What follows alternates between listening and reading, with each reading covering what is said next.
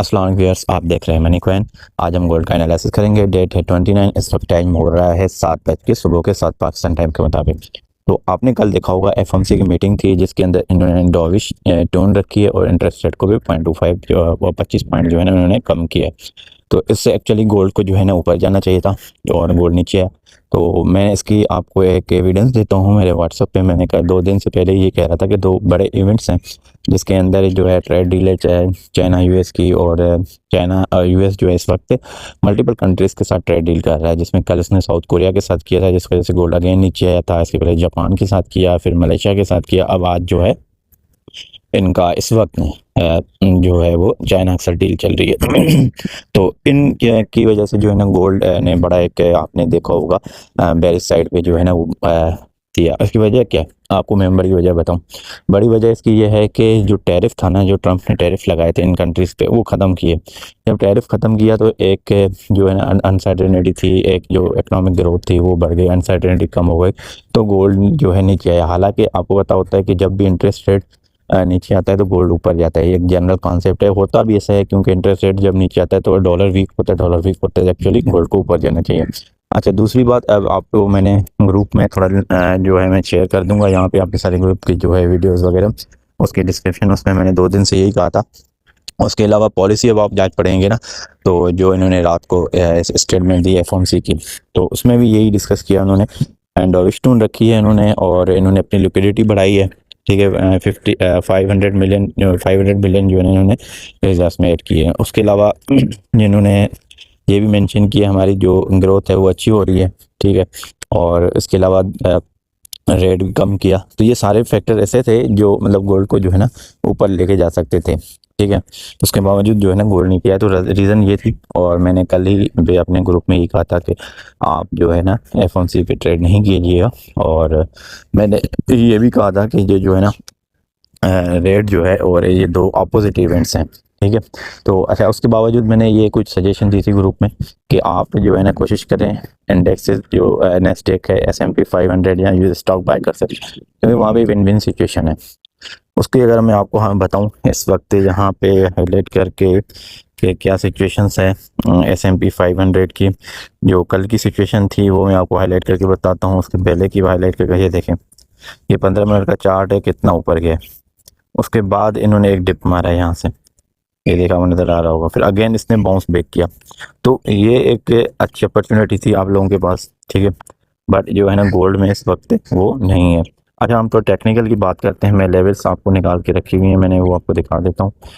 ये मेरे आपने लेवल्स निकाले। ठीक है, ये एक शॉर्ट टर्म लेवल है। ठीक है, जो आपका 39-40 पे आप जो है ना स्कैल्पिंग कर सकते हैं, बट ये आप यहाँ पे लॉन्ग स्विंग ट्रेड नहीं कर सकते।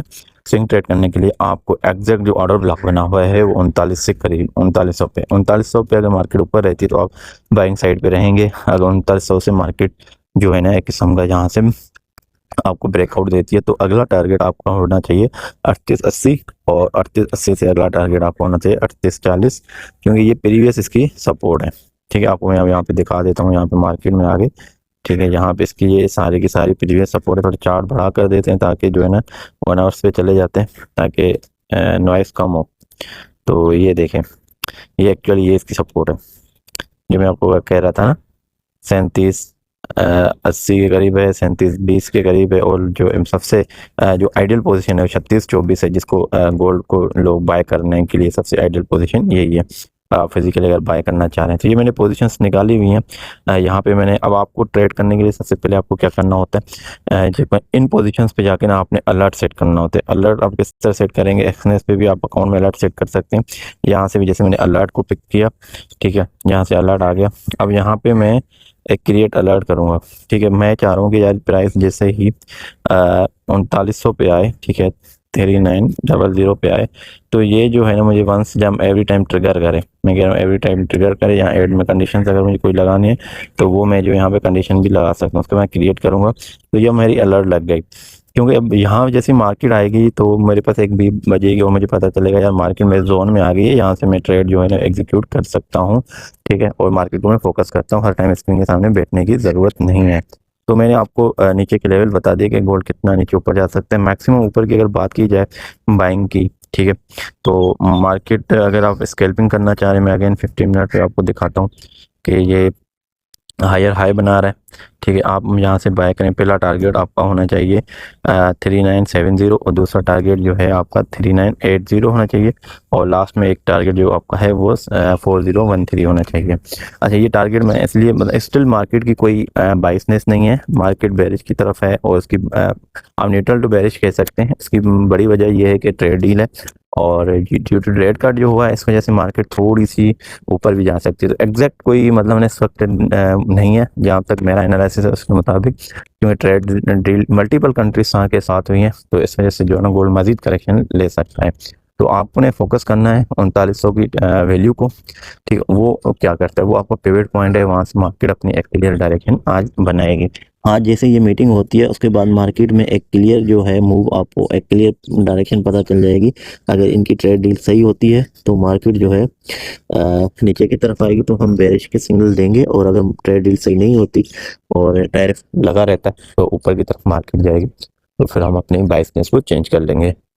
तो ये आज की थी अपडेट्स, और इंशाल्लाह मिलते हैं नेक्स्ट वीडियो में। आपको वीडियो अच्छी लगे तो आप दोस्तों के साथ शेयर कर सकते हैं, लाइक कर सकते हैं, और इसके अलावा आप हमारी कम्युनिटी ज्वाइन कर सकते हैं। डिस्क्रिप्शन में मैं आपको लिंक दे दूंगा कम्युनिटीज़ के।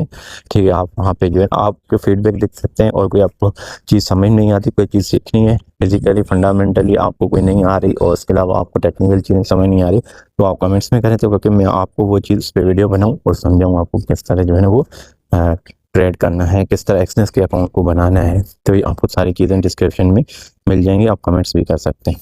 तो आई होप कि आपको ये चीज़ बिल्कुल क्लियर हो गई होगी आज की। इंशाल्लाह मिलते हैं नेक्स्ट वीडियो में।